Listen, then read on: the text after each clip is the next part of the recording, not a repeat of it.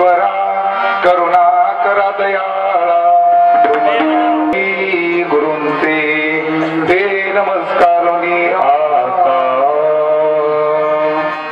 द्वारकेची मूर्ती एकनाथा घरी द्वारकेची मूर्ती एकनाथा घरी पानिवाये हरी कावडीने श्रीखंड्या चंदन उगाळुनी करी वस्त्र गंगा तिरी धुतसे सेवेसी तत्पर असे ठाई ठाई देव पूजे समयी तिष्ठतसे श्रीखंड्या चंदन उगाळुनी करी वस्त्र गंगा तिरी धुतसे निरामने देव रावे ज्याचे घरी दत्त चोपदार करीतसे श्रीखंड्या चंदन उगाळुनी करी वस्त्र गंगा तिरी धुत असे विठ्ठल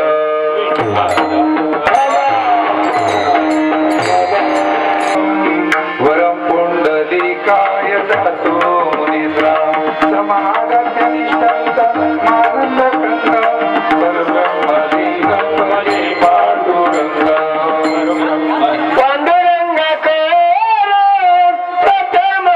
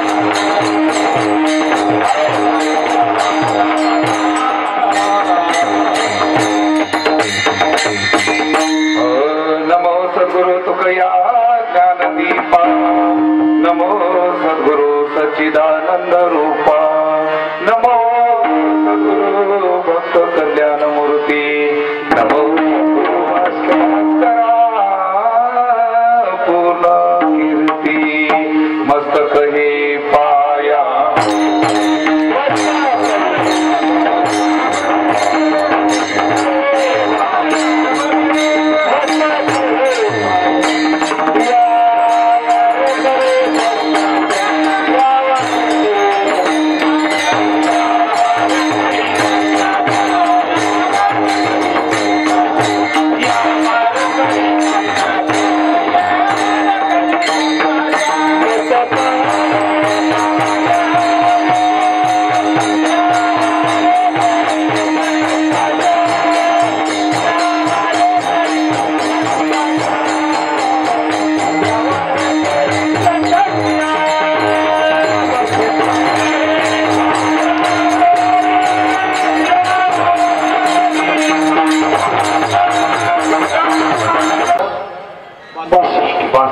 वर्ष महाराज एकच म्हणावं असं वाटतंय माझ्या वडिलांची विराची देवा तुझे चरण शिवा पांडुरंगा उपवास पारणे राखी केला भोगवता मानवी वंश परंपरा दासनी अंकित तुका मोकली आलाज कोणा प्रतिवर्षाप्रमाणे याही वर्षी चालू असलेला हा उत्सव आजच्या उत्सवामधला दिवस कितवा आहे 6वा आहे आणि उद्या चरित्र ते उच्चारावे केले देवे गोकुळी आता चिंतनासाठी आपल्याला वेळ खूप कमी बरं का. आता वाजले 6:30 ते 7:30 एकच तासामध्ये चिंतन करायचं बरं का. मला सांगा 1 तास कोणाला उरला होता बरं? 1 तास उरला. त्या 1 तासामध्ये त्या खटवांग राजाने एवढं चिंतन केलं, असं चिंतन केलं महाराज, त्रिभुवनाच्या नायकाला समोर यावं लागलं. तसं आम्हाला सुद्धा 1च तास उरलाय. त्या 1 तासामध्ये तुम्ही आम्ही असं चिंतन करू, असं चिंतन करू. आपले ग्रामदैवत हा मंत्र आहे, आपल्या सर्वांकडून जसं करून घेतील तसं करू. विठ्ठल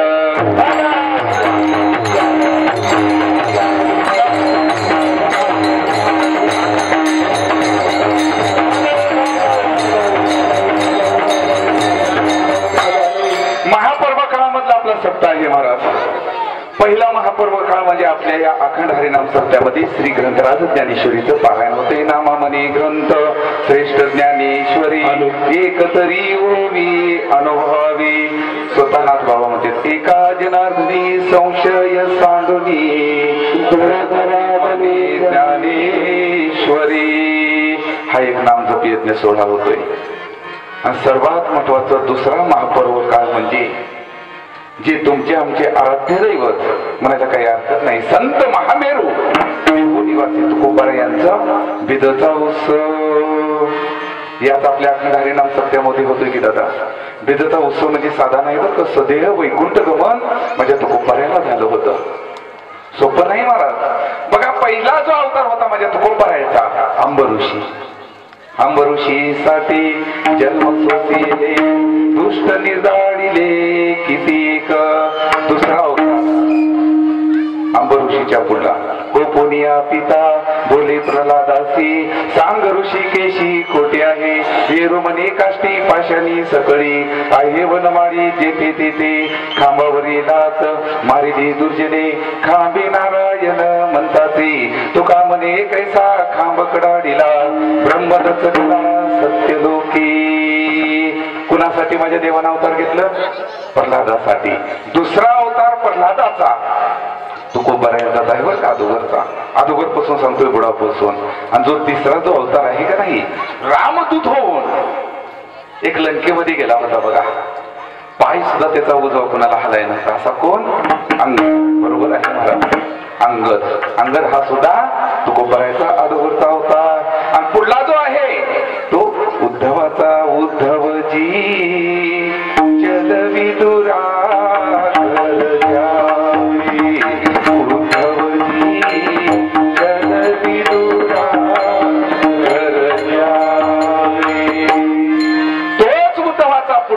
म्हणजे माझ्या नामदेवरायाचा. आता नामदेवराय महाराज देवाच्या अगदी जवळ जवळ असलेले तीर्थयात्रा करत करत जावं. तीर्थयात्रा करत असताना आता एक आख्यायिका आहे का देवा नामदेवरायाच्या कानावरती यावं. अरे जे विश्वंभर आहेत का नाही तुकोबारायांचे अगोदरचे वंशज, त्यांना स्वयंभू पांडुरंग परमात्म्याची मूर्ती आढळली म्हणून कानावरती यावं. एखादं आकस्मित जरी एखादा चमत्कार जरी घडला तर पंचकृषीमध्ये त्याचे गाजावाजा होतो का नाही दादा. तसं नामदेवरायाच्या कानावरती आली. तीर्थयात्रा करत करत आपण काय करावं म्हणजे आता देहूला जावं. देहूला नामदेवराय गेल्याबरोबर अगोदर त्या पांडुरंग परमात्म्याचं दर्शन घेतलं, समाधान वाटलं.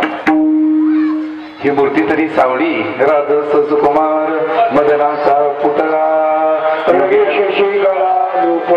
जो आहे ना योग्या 28 विटेवरी उभा वांगी रखमाई असं जे आहे ना पांडुरंगाच्या भेटीसाठी आलेलं परब्रह्म, त्याला पाहू तरी म्हणावं नामदेवरायला समाधान वाटावं.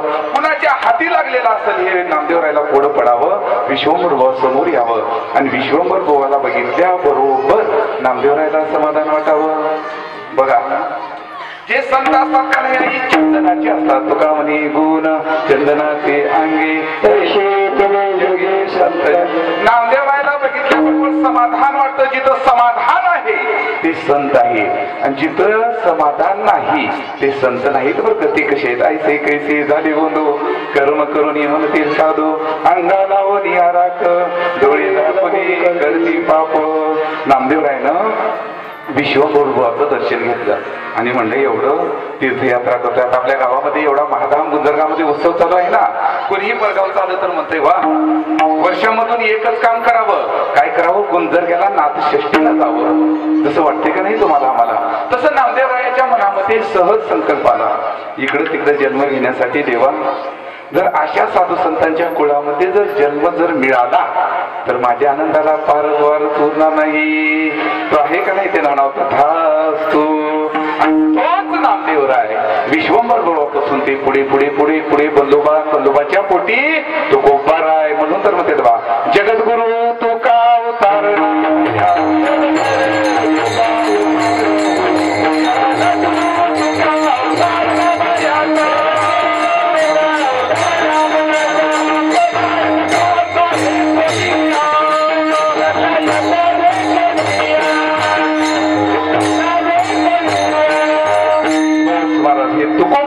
अवतारी होते.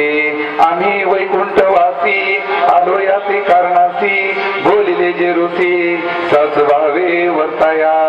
या बिजचा सुद्धा उत्सव कुठं होतोय? आपल्या नाथषष्ठीमध्ये, आपल्या अखंड हरिनाम सप्त्यामध्ये होतोय. आणि तिसरा सर्वात मोठा पर्वकाळ म्हणजे जे शांती ब्रह्म. प्रत्येकाला पदवी वेगळी वेगळी आहे बघा. माझ्या माऊली ज्ञानोबारायला सर्वजण काय म्हणतात? माऊली म्हणताय. ज्ञानाचा सागर वैराग्य मूर्ती माझी तुकोबाराय. आणि शांती ब्रह्म म्हणून जे संत आहेत का नाही त्यांना म्हणतात शांती ब्रह्म एकनाथ महाराज. अशा एकनाथ महाराजांचा सुद्धा षष्ठी उत्सव होतोय. आणि त्याच षष्ठी उत्सवानं आपला अखंड हरिनाम सप्ताह गेल्या 62 वर्ष चालू आहे. नामामध्ये केशवराजा आणि याच नाथ महाराजांचं महत्व सांगणारा माझ्या तुकोबारायचा निस्सीम भक्त असणारा पिंपळनेरचा निळोबारायांचा स्व अनुभवात्मक असा ज्याचे गुरु तुकोबाराय तेच निळोबाराय नाथ महाराजांची महती सांगतात या अभंगामध्ये. विठ्ठल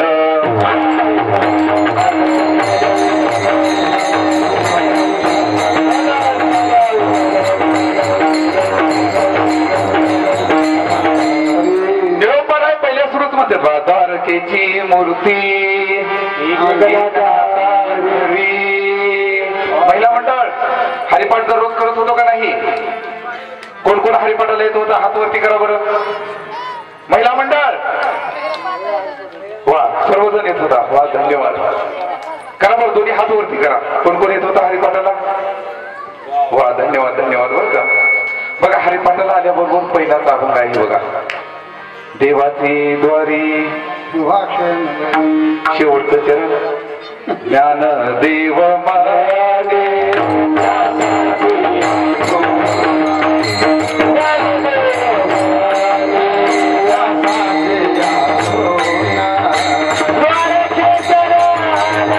श्रीकृष्णाच्या जर लीलाचा जर अनुभव केला दादा बघा भगवान श्रीकृष्णाचा लीला कशी आहे. जन्म घेतो एकाच्या पोटी. ऐक ऐक सखई बाई नवल मी सांगू काही त्रिलोक्याचा धनी तो हा म्हणतो यशोदेसी आई. देवकी देवाईला यशोदे बाईला पांडवाचा बंदी जन बघा. जन्म अवतार कुणाच्या पोटी घेतो सांगा बरं महिला मंडळ? देवकी मातेच्या घेतो का नाही? देवकीने वाहिला. पण आता ज्या मातेच्या उदरामधून जो अवतार घेतो तिच्या जवळ व्यवस्थित खेळावं बालपण घालवावं का नाही? कुठं बालपण घालवतोय? यशोदा मातेजवळ. देवकीने वाहिला यशोदेने पाहिला.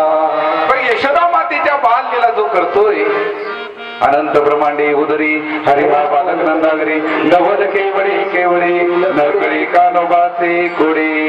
आता भगवान श्रीकृष्ण पण कमीत कमी यशोदा मातेच्या जवळ तरी आयुष्य घालवतोय का? उपयोगाला कोणाच्या पडतोय? पांडवाच्या पडतोय. पाहते पांडव अखंड वनासी आठवीचे असा द्वारकेचा राणा भगवान श्रीकृष्ण ज्ञानोबाराय म्हणतात महाभूतात कोणाच्या घरी आहे? पांडवाच्या घरी आहे. हे सुद्धा दादा पंचमहाभूतात्मक शरीर आहे. इकडे लक्ष द्या. पंचमहाभूतात्मक हे शरीर आहेत. या शरीरामध्ये 5 पांडव आहेत आई.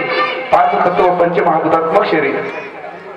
अग्नीचं तत्व आहे, वायूचं तत्व आहे, जलाचं तत्व आहे, पृथ्वीचं तत्व आहे, वायूचं तत्व आणि आकाशाचं तत्व.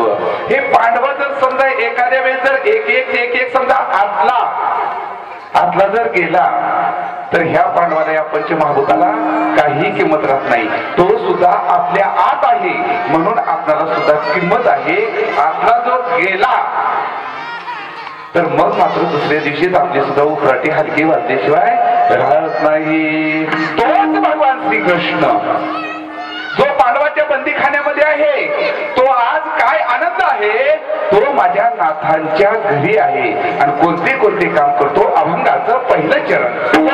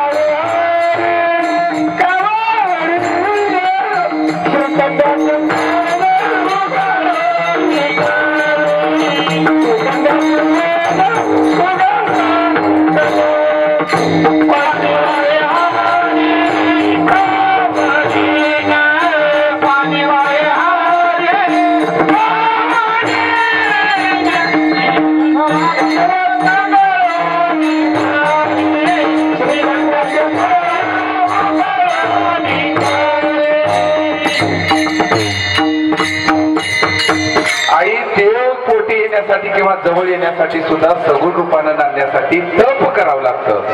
तप झाल्याशिवाय काही गोष्ट नाही. आता उग मृदंगवादक महाराज डोळे झाकून त्या तबड्यामधून बोध काढतात. सोपं नाही बरं. ह्याच्यासाठी कमीत कमी 12 वर्षाचं तप करावं लागतं. आमचे पीटी मास्तर डोळे झाकून महाराज कोणताही राग वाजवतात. दरबारी कानडा, दुर्गा सहज अलंकाराही आठवल्याबरोबर लगेच मालकौस म्हणा, सोनी म्हणा, प्रियधनाश्री म्हणा, भैरव म्हणा, भैरवी सहज ह्याच्यासाठी काय करतं? 12 वर्ष तप करावं लागतं. माझ्या नाथ महाराजांचा ज्यावेळेस अवतार झाला का नाही, तुम्ही आम्ही जन्माला येतो आई, जन्माला येतो. तुम्हाला आम्हाला जन्म चुकत नाही, जन्माला यावंच लागतं. परंतु संत जे आहेत का नाही ते अवतार घेतात. अवतार तुम्हा उद्धराया जना जडजीव म्हणून तर तुकोबाराय म्हणतात बघा. आम्ही वय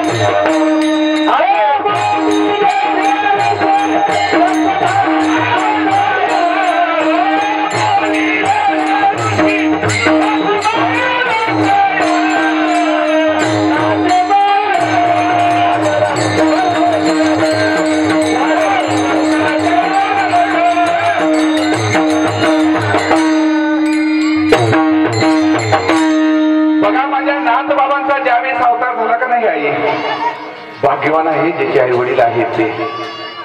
नाथ महाराजांचा जन्मच अवतारच झाला. महाराज मूळ नक्षत्रावरती जन्म झाला. प्रारब्ध कसा असेल, संचित कसं असेल दादा, सर्व ईश्वराधीन आहे. माझ्या नाथ महाराजाला आई वडिलांचं म्हणावं तेवढं प्रेम लाभलं नाही. जेवढे मी एक सांगतो या आयुष्यामध्ये, जोपर्यंत आई वडील आहे तोपर्यंतच तुम्हाला बोलणारा आणि कळवळ असणारी हे दोनच आहेत बरं. आई आणि वडील, आई वडील एक वेळेस निघून गेल्यावर कितीही जरी पुन्हा नंतर जर तुम्ही हुडकायला लागलो किंवा बघायला लागलो, निश्चित पुन्हा मिळत नाही. ज्यांचे आहे ते भाग्यवान आहेत. नाथ महाराज अवताराला यावं, लवकरच आई वडील जावं, चक्रपाणीच्या जवळ वाढावं, पण गोड मात्र परमार्थिक असावं. तुका म्हणे साधन सुलभ गोमते अतिशय पूर्व पुण्य. सतत काळजी वाटावं नाथबाबाला. कोणती? काय मी उद्धार पाव्या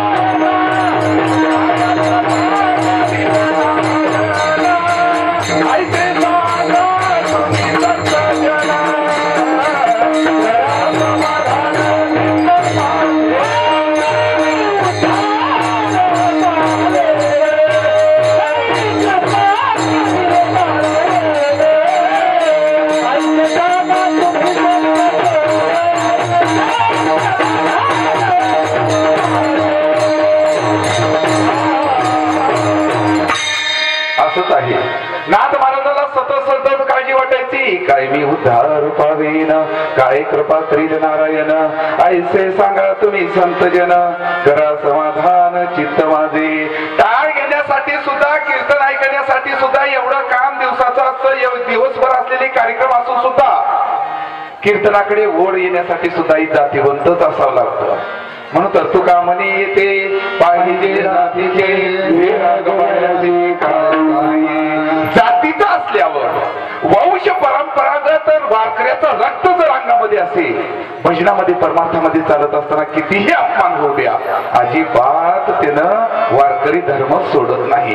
जर आदरटी जर आलेला असेल अवकाळी पावसासारखं, तर ते सोडल्याशिवाय राहत नाही. विठ्ठल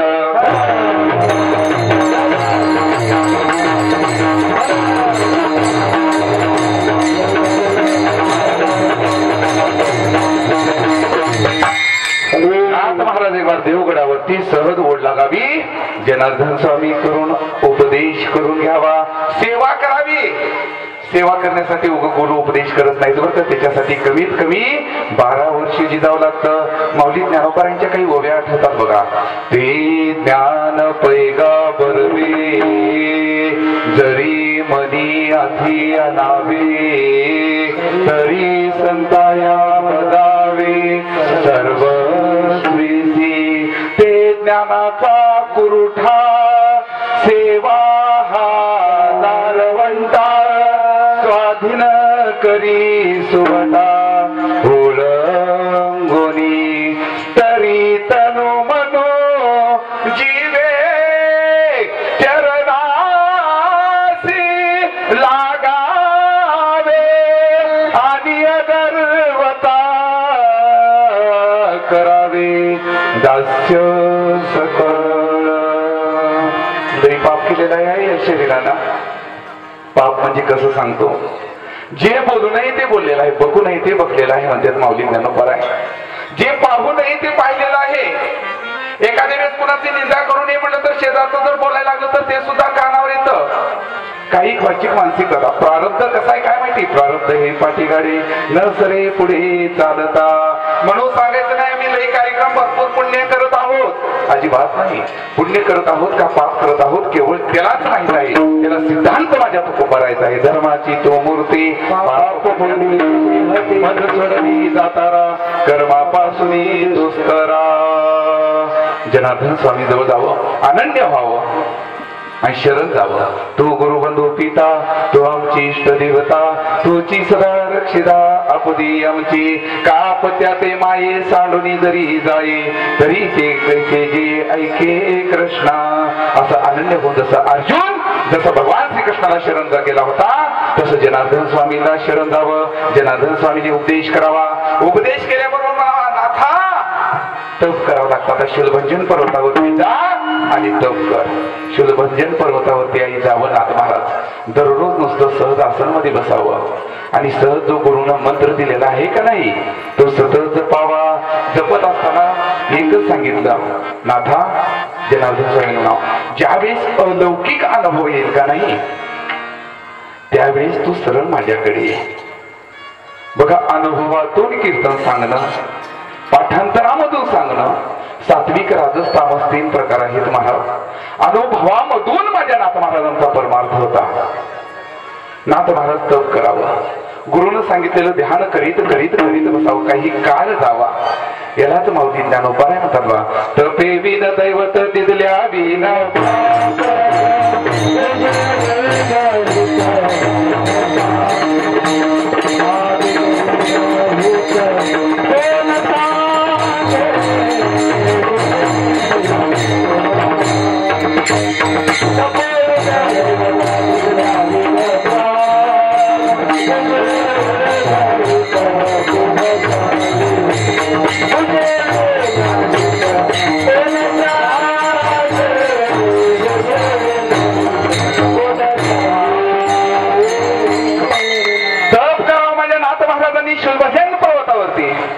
दररोज सहजासनामध्ये बसावं।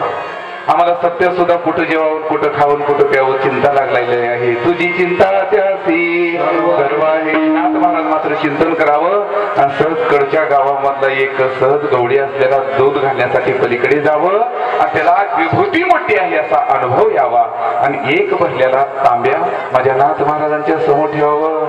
नाथ महाराजांनी म्हणावं, देवा अरे मी फक्त साधना करण्यासाठी एक पाऊल उचललो तर तांब्या भरून दुधाची सुद्धा व्यवस्था केलास की।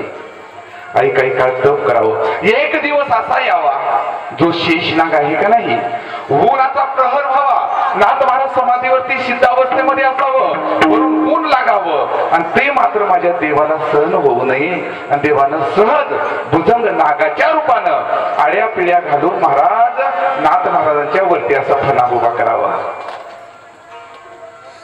आम्हाला समोर जर साप दिसला तर आई घाम फुटल्याशिवाय राहत नाही। तुकोबा काय म्हणतात, चित्त शुद्ध तरी शत्रू मित्र होते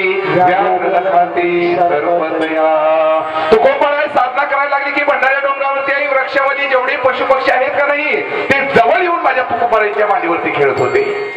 आमची एवढी साधना आहे, एवढी साधना आहे चालते बोलते माणसं आमच्या जवळून लांब जायला लागले तर काय आमचं तप आहे। साधू संतांचं ही तप महाराज। जो नाग असं धरलेला होता आणि कडेला तो गवळी दूध देण्यासाठी जावं, त्यानं बघितल्याबरोबर त्याच्या हातातला तो कॅन पडावं आणि त्याचा आवाज ऐकून तो नाग आहे का नाही सावध व्हावं आणि निघून जावं। नाथ महाराज ते गेल्याबरोबर सहज अवस्थेमध्ये यावं, समाधी उतरावं। गुरुवर्यानं काय सांगितलं होतं, अनुभव आल्याबरोबर देवगडावरती ये। लगेच नाथ महाराज देवगडावरती जावं आणि सांगावं जनार्दन स्वामीला, गुरुवर्य तप करत होतो, तुम्ही दिलेलं नामस्मरण करत होतो, आज आगळा वेगळा अनुभव आला अंगा ते या जगा सांगत असे। मग मात्र म्हणावा, नाथा आता गाडग पक्क भालगा। आवाजावर बळकता बघा अगोदरच्या काळामध्ये, तसं आता मात्र तू पूर्णत्वाला उतरलास, महाराज सिद्धावस्थेमध्ये पोहोचलास। आता हरकत नाही, जा गृहस्थाश्रम स्वीकार।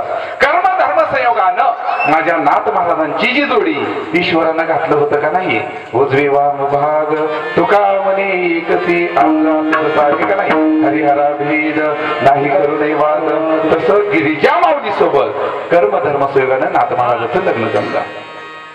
आता आम्ही ही गृहस्थाश्रमामध्ये आहोत आहे। मला तर वाटतंय नाथ महाराजापासून ते आतापर्यंत देवानं खालीवरीच केलं।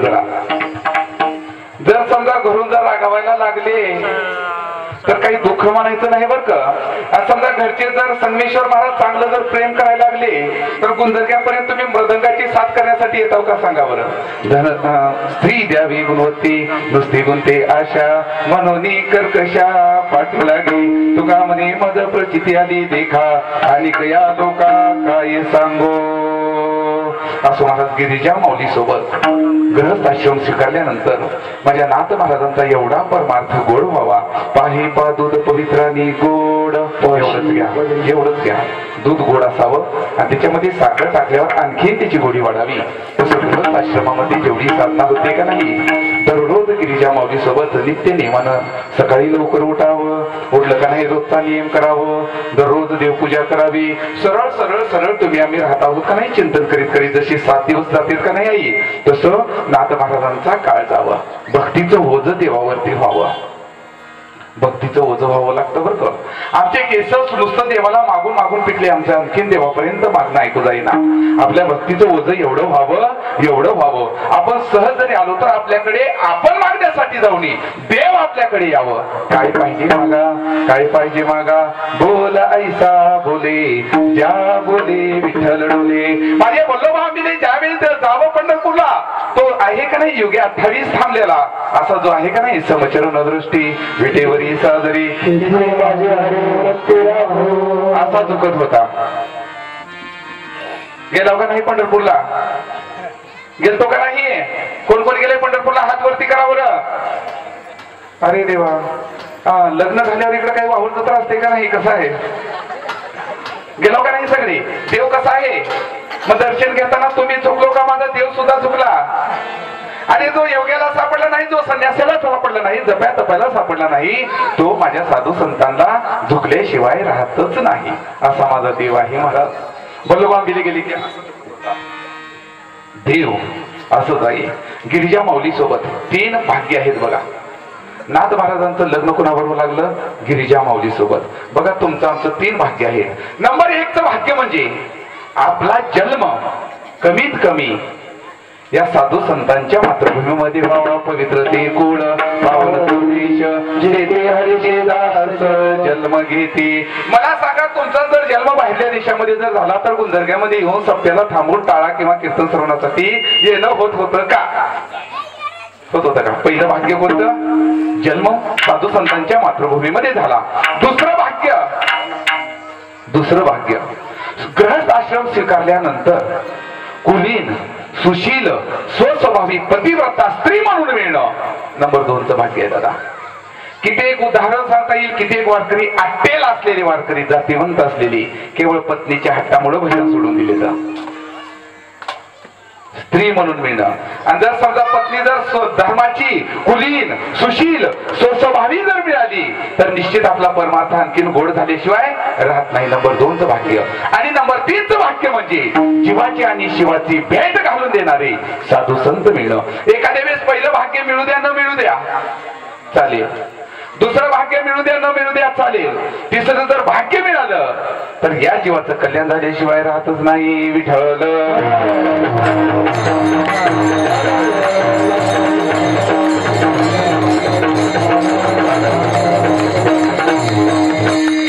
माझ्या नाथ महाराजांच्या घरी दररोज शेकडो माणसं येवा. आमच्या घरी एखादा जर चहा पीत येत असताना तर काय सांगावं माता बहिणीनो, आमच्या गावाकडे बरं, तुमच्याकडे नाही, एखादा जर सहज यात्री करू किंवा कोणता सोयरा धायरा आला तर गडबडीनं ते पातेलं असतं का नाही चहाचं, गडबडीनं महिला झाकतात. एक सांगतो आई, साधू संताला मिळण्यासाठी भाग्य लागतं बरं. माझा देव कोपला तरी एक वेळेस चालेल, परंतु संत कोपू नाही. कारण देव जर कोपला, माझा संत जर प्रसन्न झाला तर देवाला प्रसन्न व्हावंच लागतं. आणि संत कोपला, देव जरी कितीही प्रसन्न असला तर लहान लेकराला मारल्यासारखं होतं. आईला गोड वाटेल का? तसंच आहे महाराज. काही काळ जावं, दररोज शेकडो साधक जे आहेत का नाही भक्त, नाथ महाराजांच्या राजवाड्यामध्ये, त्या घरामध्ये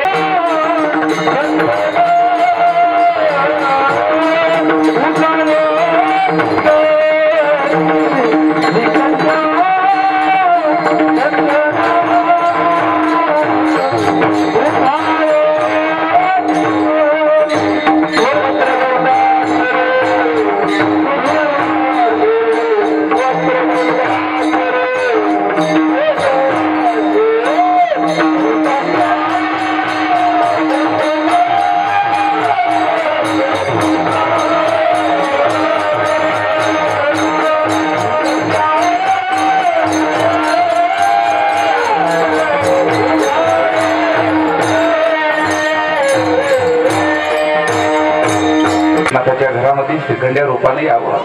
पाणी वाहे हरी कावडी रे. गंगा स्नानाला आलो होतो का नाही? आज गंगा स्नान झालं का नाही? श्रीखंड्यानं असं पाणी घ्यावं, घागरी इकडं कावड, आणि त्या कावडीनं नाथांच्या घरी पाणी वाहावं. आणि काय करावं देवाला? आणि ज्यावेळेस नाथ महाराज सकाळी सूर्योदय झाल्याबरोबर देवाच्या पुढे बसावं. जे तुम्हा मला जे कळत नाही ते देवाला सगळं कळतं बरं का. तुम्हा आम्हाला सांगावं लागतं. उदाहरणामध्ये मला जर ताण लागली तर म्हणावं लागतं बालाजी भाऊ किंवा महाराजजी थोडं पाणी आणा. परंतु नुसतं तहान लागले म्हणून मन जरी म्हणलं तर ते देवाला लक्षात येतं. कारण मनच म्हणजे माझा देव आहे त्रिभुवनात.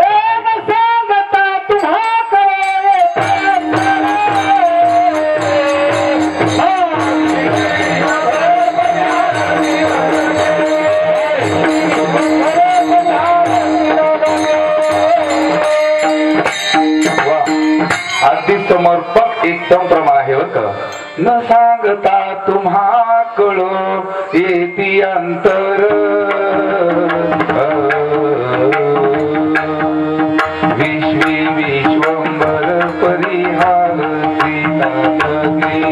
नाथ महाराजांना सहज देवपूजेच्या समोर असल्याबरोबर वाटावं अरे आज घाईमध्ये बसलो पाणी घ्यायची आठवणच नाही. लगेच श्रीखंड्यानं पाणी घेऊन यावं. नाथ महाराजांना म्हणावं आता देवपूजा झाली. परंतु देवपूजेला आंघोळ वगैरे स्नान देवाला घातलं परंतु गंध घेण्याचं कसं काही विसरलो. आताच्या सारखं गंध नव्हतं बरं का. चंदन असं उगाळावं आणि ते चंदन उगाळून त्याला भरपूर कष्ट होते. तो गंध देवाला लावावं स्वतः लावावं. असं जर गंध जर लिहिलं तर ताप सुद्धा येत नाही बरं का. ताप जर येत असेल गंध जर सहज देवं का समाधानी लाभते. त्याला काही लक्षणं आहेत. पौर्णिमेचं चांदणं कसं दिसतंय सांगा बरं श्रोते मंडळ. पौर्णिमेचं चांदणं कसं दिसतंय आई. हा पांढरं का पिवळं. वा पांढरं जर म्हणलो तर निरोगी आहोत आणि पिवळं जर दिसायला लागलं तर तुम्हाला कावीळ झाले म्हणून समजायचं. व्यवस्थित कोणता तरी आजारावरती औषध घ्या. आपल्या जवळ आहे परमार्थ कसा करायचा. आता दूध गोड लागतंय का तोंडाला. खावलेलं अन्न चांगलं चवीला लागतंय का. जर ताप जर आलेला असेल तर कसलंही मिष्टान्न पाची पकवान राहू द्या सवळ लागतंय बरं का. जीभ कडू लागते. जिभेला सगळं सवळ लागते. दूध जर कडू लागायला लागलं तर आई जोर आहे म्हणून समजायचं. एकनाथी भागवतामध्ये तिचे प्रमाण आहेत. गाथ्यामध्ये प्रमाण आहेत. माऊली ज्ञानोबांच्या ज्ञानेश्वरी भावार्थ दीपिकेमध्ये भरपूर प्रमाण आहेत. जर जोर जर आला तर निश्चित कसं लागतं दूध सुद्धा कडू लागतं. असंच आहे नाथ महाराजांच्या जीवनामध्ये परमार्थ ओत पोत भरून गेलेला श्रीखंड्या जवळ आहे. सगुण रूपाला आहे. गंध लगेच म्हणलं तर गंध श्रीखंड्यानं आणूनच ठेवलाय का नाही. श्रीखंड्या चंदन दुसरं चरण उगाळोनी करी वस्त्र गंगा तिरी धूत असे. गिरिजा माऊलीला थोडं घाई असावी. श्रीखंड्यानं सकाळी म्हणावं आई थोडं कपडे आहेत तसं पिळून येऊ का लगेच इथं धुवून येऊ का. बघा भाग्य. गिरिजा माऊलीनं म्हणावं असू दे मी धुते. चटमनी एवढंच संधी साधावी आणि कपडे मात्र घ्यावं वस्त्र घ्यावं आणि लगेच गंगा तीरावरती गंगेवरती जाऊन सगळे स्वच्छ करावं. हे सुद्धा सगळं वस्त्र धुण्याची जागाच आहे की महाराज 7 दिवस. हे वस्त्र लय घाण झालेलं आहे. 7 दिवस महाराज वर्षभर केलेलं सगळं. जसं आज जर स्वयंपाक केला आणि दुसऱ्या दिवशी करायचं म्हटलं तर ते खरकटे भांडे धुताव का त्याच खरकट्या भांड्यात स्वयंपाक करताव. कसं आहे महिला मंडळ धुताव का. तसं हे भांड वर्षभर मलिन झालेलं असतं आणि त्याला धुण्यासाठी एवढं एकमेव साधन म्हणजे अखंड हरिनाम सप्ताह. तो श्रीखंड्या माझ्या नाथ महाराजांची गिरिजा माऊलीचे वस्त्र धुवावं. श्रीखंड्या चंदन उगाळूनी करी वस्त्र गंगा तिरी धूत असे. एवढंच काय प्रत्येक सेवेला कसं हजर राहावं. अभंगाचं 3रं चरण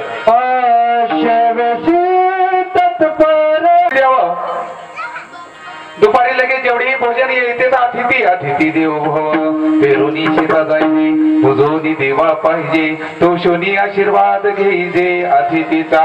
जेवढे काही येतात वारकरी जेवढी काही साधक येतात तेवढ्याला सगळ्यांना जीव वाढावं गोष्टी पात्र काढावं. किती माझ्या देवानं सेवा करावी. काय देवा घरी न मिळते अन्न मागे भाजी पान द्रौपदीसी भावाचा देव भुकेला आहे. अर्जुनाची घोडी बसली अनंते संकटे बहुती निवारिली. असा देव भगवान श्रीकृष्ण श्रीखंड्याच्या जवळ बरोबर आता देवपूजा करत असताना मात्र सकाळी दररोज बघा नित्य नेमानं नाथ महाराज देवाला पूजा करावी. देवपूजा कोण कोण करते हात वरती करा. वा धन्यवाद आई साहेब. सर्वजण करतात ना. ठीक आहे. काय म्हणत करतात देवपूजा. श्री कृष्ण गोविंद हरे मुरारी, हे नाथ नारायण वासुदेवा, असं म्हणायचं. हरिपाठ जर पाठ असेल तर हरिपाठ मध्ये पाठ करायचं. किंवा हरे राम हरे कृष्ण हरे राम हरे कृष्ण, भावयुक्तांत करणार बस महाराज करत राहायचं आहे असं म्हणत. पण ठीक आहे, देवपूजा केलो. देवपूजा केल्यावर माझ्या देवाला डोळे भरून पाहत किती वेळ देवाच्या समोर बसता सांगा बरं. देवघरासमोर लगेच उठायचं का? नाही. तसं माऊली ज्ञानोबा आहे म्हणतात बा, पेरोनी शेता जायचे पूजोनी देवा पाहिजे. जेवढा सायास आहे का नाही देवपूजेमध्ये, देवाला नटवण्यामध्ये, तेवढ्या सायासाचं फळ म्हणजे डोळे भरून माझ्या देवाला पाहण्यामध्ये आहे. फळ आहे. जसं रात्रभर भजन केल्यावर सकाळी जे असतं का नाही भोजन, तसं त्याचं फळ पोट भरायचं काम आहे का नाही. या 5 ज्ञानेंद्रिय 5 कर्मेंद्रियाला डोळे भरून देवाला त्या चित्तामध्ये साठवावं लागतं. नाथ महाराज सहज देवपूजा करावी. आणि देवाकडे पाहत असताना मात्र जो श्रीखंड्या उभारलेला होता का नाही, उभारलेला लहान लेकरू जवळ थांबलेला असतं, त्या श्रीखंड्याच्या डोळ्यावाटी अश्रू गळावे. याच्या मागेही एक शास्त्र आहे. आई एकदम लहान मुलं असावा. लहान मुलं असल्याबरोबर आई वडिलांचे दररोज पायी चेपावं, सेवा करावं. अगदी लहान एवढं पायी चेपत असताना एक वेळी सहज आईच्याच डोळ्यावाटी अश्रू यायला लागले. आई म्हणते सहज तिथं दादा जावानी म्हणावं, काय झालं, कस काय डोळ्यावाटी अश्रू घालताय? त्या माऊलीनं म्हणावं, काही नाही, हे कशाचे अश्रू? प्रेमाचे आहे. बघितल्याबरोबर आपलं मूल जसं समोर जर बोलायला लागलं, नाचायला लागलं, काही कौतुक करायला लागलं की काही माता बहिणीच्या डोळ्यामध्ये अश्रू येते का नाही? आई सर्वजण आपण गृहस्थी आहोत. तसं माझे नाथ महाराज देवपूजा करून माझ्या देवाकडे पाहत असताना इकडं मात्र तो त्रिभुवनाचा नायक डोळ्यावाटी अश्रू गाळायचा. सेविसी तत्पर असे ठाई ठाई देवपूजे समयी तिष्ठतसे.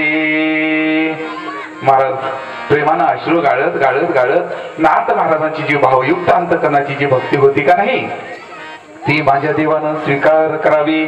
श्रीखंड्या चंदन उगाळून करी वस्त्र गंगा तिरी धूत असे. एवढंच काय, माझा देव जो आहे का नाही, माझा देव तो कसं नाथांच्या घरी होता, निळोबाराय अभंगाच्या 4थ्या ठीक आहे.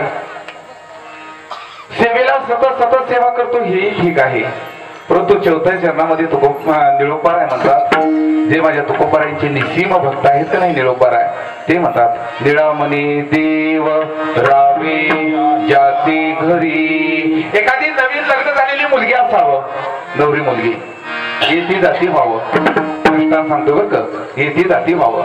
आणि मग मात्र सर्व घरातल्यांचा परिचय व्हावा. परिचय झाल्याबरोबर सगळ्या कामाच्या जबाबदाऱ्या त्या नवरी मुलीनं उचलाव्या. सहज सकाळचा प्रसंग चहाचा असावा. सासरे बुवा त्या मुलीला म्हणतात, सुनबाई मला शुगर आहे बर का, चहा कसा पाहिजे? कसा पाहिजे? बिगर साखरेचा पाहिजे. हो. सुनबाई त्याला काय करते, सासरे बुवाला बिगर साखरेचा देते. सासूबाई म्हणते, पित्ताचा मला थोडा त्रास आहे, दम्याचा त्रास आहे, सुनबाई मला काळा चहा दिला तर चांगला होईल. तीच नवीन सुनबाई सासूबाईसाठी काय देते, काळा चहा करून देते.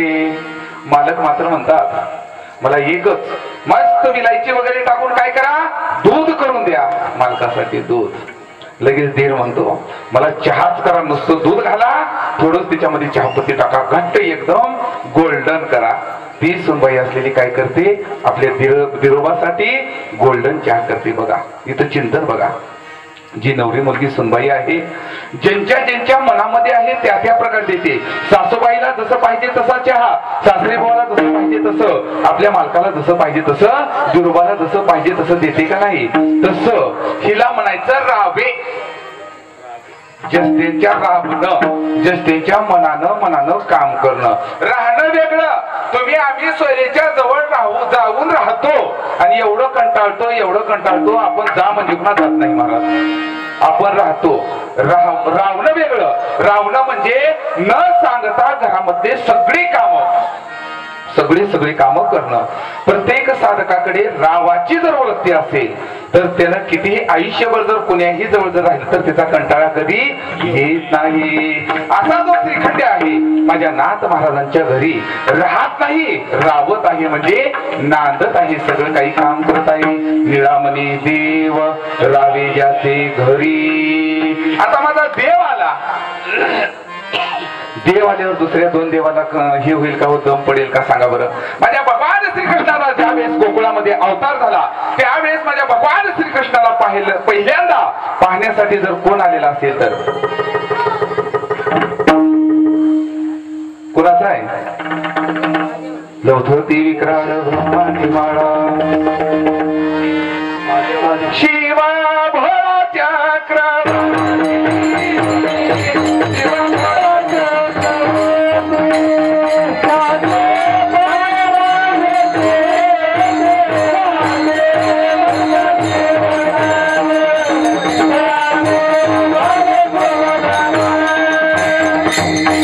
शिवभोळा चक्रवर्ती पहिल्यांदा पहिला कोणाला होता?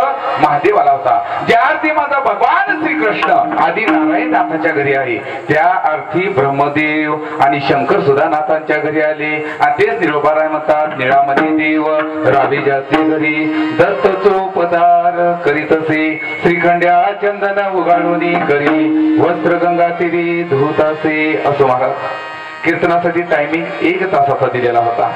1 तासामध्ये जेवढं होईल तेवढंच फक्त सांगण्याचा प्रयत्न केला. विशेष म्हणजे आज दिवसभर कार्यक्रम आहे. त्याच्यानंतर भारुडाचा कार्यक्रम उत्तम असा होणार आहे. गेली 62 वर्ष हा नियम चालू आहे आणि यावर्षी सुद्धा अगदी धूमधाम पद्धतीनं जेवढं कल्पना केली होती त्याच्यापेक्षा कितीतरी पटीनं सप्ताह एकदम चांगला झाला बरं का. आणि विशेष सांगायचं म्हणजे गावातलं भजनी मंडळ एवढं गोड आहे काय सांगावं बघा. सप्त्यामधले कार्यक्रम एक नसते दादा. बाहेरले 10-15 जरी वारकरी आणले तर ते सुद्धा कम पडतात. सकाळचं पारायण असू द्या, दुपारचं गाथा भजन असू द्या, त्याच्यानंतर दुपारचं भजन असू द्या, त्याच्यानंतर हरिपाठ असू द्या, कीर्तन असू द्या आणि काकडा असू द्या, एवढं पूर्ण भजनी मंडळानं गावातून पार पाडलं. ही आपली परंपरा सांगते बरं का. माझ्या हरिभाऊ महाराजांनी घातलेली परंपरा वंश परंपरा दासने अंकित तुका मोकलिया लाज. या टाळकरी बांधवासाठी 21 टाळ्या तरी वाजवून स्वागत करा. मला कसं तरी वाटते बरं का. कारण हा महाराज डायरेक्ट प्रमोशन झालेला नाही बरं का. 12 वर्षे टाळ घेऊन उभारलेला आहे. तुम्ही म्हणताव का नाही एवढं महाराज टाळकऱ्याची लई चंदी असते, लई चांगला असतं. काय सांगावं संगमेश्वर महाराज रात्रभर जागरण जर केलेला असेल आई एक भाकर खायचा तिथं चटकरूच आम्ही खातो स्वतः. नारदाच्या गादीवर थांबून सांगतोय साधी कष्ट नाही दाखंड हरिनाम सत्ता. बोलायला सोपं वाटतंय महाराज. आश्वासनं भरपूर देतील पण अनुभवामध्ये आणायला खूप कमी लागते. ते 5-7 जेवढं बी आपलं वारकरी बांधव आहे का नाही खरंच बघितल्याबरोबर मला कसं तरी वाटलं महाराज. म्हणून टाळकरी बांधवांचे सुद्धा आभार व्यक्त करतो. विशेष म्हणजे गेल्या अनेक वर्षापासून माझे हरिभक्त परायण हरिभाऊ महाराजांची जी परंपरा चालवत आहे हरिभक्त परायण दर्शन महाराज न सांगता अगोदर सर्व वारकऱ्यांना फोन करावा. आता महाराज म्हणले की महाराजांनाच आपण फोन लावावं लागतं पण इथं मात्र तसं नाही बरं का. स्वतः दर्शन महाराजच आपल्या सर्व ग्रामस्थांना फोन करते. चला लवकर आलाय नियम नाथषष्ठीचा आलाय तुकाराम महाराजांच्या बीजचा आलाय म्हणून एवढं सांगावं इकडं सांगावं. एवढा जे नियम जे करत आहेत का नाही पुढे वारसा जे चालवत आहेत का नाही माझी परमस्नेही गुरुवर्य म्हणायला काही हरकत नाही. आमच्या दर्शन महाराजांच्या चरणावरती सुद्धा मी नतमस्तक होतोय, साष्टांग दंडवत घालतोय. माझ्या दर्शन महाराजांसाठी 21 टाळ्या वाजवा. असो महाराज गेल्या 5-7 वर्षापासून तुमच्या ग्रामस्थामध्ये या मातृभूमीमध्ये राहण्याचा योग येत आहे. बोलता बोलता एखाद्या वर्षामध्ये किंवा या वर्षी म्हणा कळत न कळत जर या लेकराकडून जर चूक झालेली असेल तर आपलं लहान मुलगा समजा आई लहान मुलांच्या मांडीवरती लहान लेकरू असतं. कळत नाही पण घाण करतं. कळू न कळू आई घाण केलं म्हणून आई त्याला शासन करत नाही बरं का. ते धुवून स्वच्छ करते. तसं मी तुमच्या पुढे लहानच आहे. जैसा स्वभाव माय बाप्पांचा अपत्य बोले जरी बुबडी वाचा तरी अधिकची तयाचा संतोषाती. गेल्या 5-7 वर्षापासून किंवा या वर्षी या लेकराकडून जर एखादी लहान स्वान जर चूक झालेली असेल तर तुमचंच मूळ समजून माफ करा. विशेष म्हणजे यावर्षी गावातला सप्ताह हे महाराज थोडं सांभाळून घ्या बरं का. नारदाच्या गादीवरती थांबून एक सांगावं असं वाटतं, तुमच्या सर्वांच्या पायाला शिवून सांगतो. आयुष्यामध्ये 2 गोष्टी आई पाळल्या. पहिली गोष्ट, जिथं सेवा घेतली तिथं कधी गैरहजर झालो नाही. आणि दुसरी गोष्ट, आयुष्यामध्ये कधीच बोलून आजू गेलो नाही आणि जाणारही नाही. महाराज, तुमचं गाव म्हणजे माझं गाव आहे. असो, कीर्तनाची वेळ संपलेली आहे, दिलेली वेळ संपलेली आहे. कीर्तनामध्ये उत्तम असा हार्मोनियमची साथ करणारे आमचे विष्णू महाराज असतील, आमचे वारकरी बांधव असतील, दोघ्याही हार्मोनियम वादकांचा आभार व्यक्त करतो. आमचे मृदंग महामेरू, निलंगा तालुक्यातच नावं अख्ख्या झी टॉकीजवर फेम असलेले, महाराष्ट्रामध्ये ज्यानं अवघं नाव कमवलं असे माझे परम स्नेही परम मित्र हरिभक्त परायण संगमेश्वर महाराज यांचे आभार व्यक्त करतो. आपल्याच गावामधले असलेले तुकाराम महाराज यांचे आभार व्यक्त करतो. सर्व टाळकरी बांधव सर्वांचाच आभार व्यक्त करतो. सर्वांचा नाव घेत नाही बरं का. आणि इथं आलेले सर्वांना पहिल्या सुरू सांगतो, महिला मंडळ आहेत का नाही. बापूंना आल्याबरोबर म्हणले, महाराज कीर्तन कीर्तन बघा किती आहे.